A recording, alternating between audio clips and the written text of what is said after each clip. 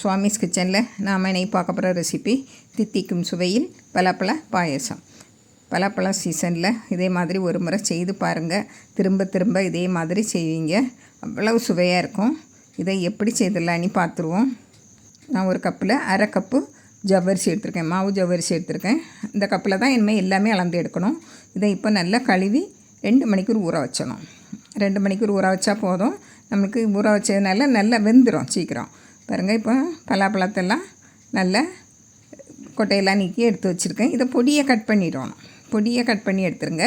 இப்படி பொடியை கட் பண்ணி நம்ம அந்த ஜவ்வரிசி அளந்த கப்புலேயே 3 கப்பு இருந்தது. அந்த 3 கப்பை அதையும் தனியாக வச்சுட்டு இப்போ நம்ம குக்கரில் எடுத்து இந்த ஜவ்வரிசியை ஊறின ஜவ்வரிசியை எடுத்து இந்த குக்கரில் மாற்றிடலாம். நல்லா ஊறி வந்துருக்கு. இப்போ குக்கரில் மாற்றிடுங்க. அது கூடவே நம்ம கட் பண்ணி வச்ச பலாப்பழத்தையும் போட்டுருங்க. நல்ல பொடியை கட் பண்ணிக்கிடுங்க.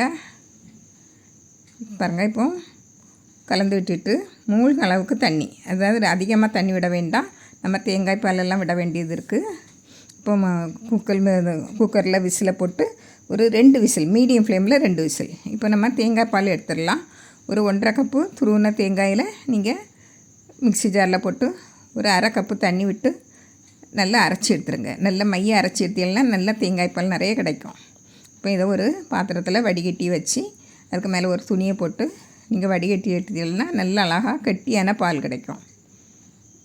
இதை நல்லா புளிஞ்சு எடுத்துருங்க.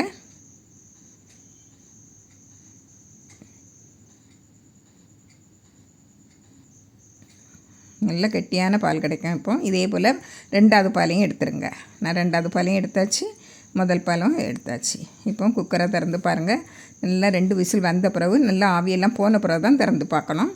பாருங்கள், இப்போ இதை நல்லா அகப்பை வச்சு நல்லா கொஞ்சம் கடைஞ்சி விட்டுருங்க. இப்போ நம்ம எந்த கப்பில் ஜவ்வரிசி எடுத்தோமோ அந்த கப்பில் 1 கப்பு நாட்டு சர்க்கரை எடுத்துருக்கேன். நாட்டு சர்க்கரைக்கு பதில் வெல்லம் எடுக்கலாம். பாருங்கள், வெல்லத்தை கரைச்சி வடிகட்டி விடணுன்னா விடுங்க, கல் மண் இருந்தேன்னா. பாருங்கள், இப்போ நல்லா கரைஞ்சிட்டு வெல்லம் எல்லாம் இப்போ 2வது பாலையும் விட்டுறேன். வெல்லம் எல்லாம் நல்லா கரைஞ்சி கொதி வந்த பிறகு தான் நீங்கள் 2வது பாலை விடணும். இப்போ இதுவும் நல்லா எல்லாம் சேர்ந்து நல்லா கொதித்து வரட்டு. அந்த தேங்காய் பால் பச்சை வாசனையோடு எல்லாம் போகணும்.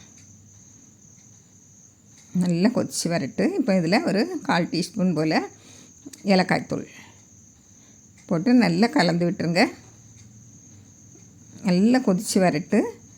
இப்போது நம்ம அடுப்பை குறைச்சி வச்சுட்டு முதல் தேங்காய் பாலை விட்டுருங்க. இந்த முதல் தேங்காய் பால் விட்ட பிறகு நம்மளுக்கு நிறைய நேரம் கொதிக்கக்கூடாது. ஒரு கொதி வந்தால் போதும். எல்லாம் கலந்து விட்டுக்கிட்டு ஒரு கொதி வரும் இல்லையா, அந்த நேரத்தில் அடுப்பை ஆஃப் பண்ணிடணும். அப்படின்னா தான் தேங்காய் பால் வாசனையோட கமன்னு இருக்கும் இந்த பாயசம். இப்போ அதை இறக்கியாச்சு. இப்போ ஒரு கடாயில் 1 டேபிள் ஸ்பூன் நெய் விட்டு அதில் முந்திரி திராட்சையை வறுத்து எடுக்கணும். உங்களுக்கு எவ்வளோ போடணுமோ அந்த அளவுக்கு நீங்கள் போட்டுக்கிடுங்க. நான் கருப்பு திராட்சை எடுத்துருக்கேன். உங்களுக்கு வெள்ளை திராட்சை இருக்குன்னா அதையும் எடுத்துக்கிடலாம். இதை இந்த திராட்சை பழம் உப்பி வரணும். இந்த காஞ்ச திராட்சை இருக்குல்ல, அது உப்பி வரும். உப்பி வந்த உடனே எடுத்து நம்ம அந்த பாயசத்தில் விட்டுற வேண்டியது தான்.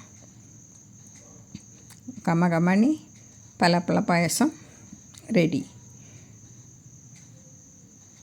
பாருங்கள், தேன் போல் தான் இருக்கும் இந்த பாயசம். நீங்கள் ஒரு முறை செய்து பாருங்கள். நீங்கள் இதே மாதிரி செய்திருக்கவே மாட்டீங்க. இதே முறையில் நீங்கள் செய்து பாருங்கள், சுவை அருமையாக இருக்கும். பாருங்கள், நல்லா கொதி வந்துட்டு நம்ம இறக்கிடலாம். இறக்கி வேறு பாத்திரத்தில் மாற்றிடலாம்.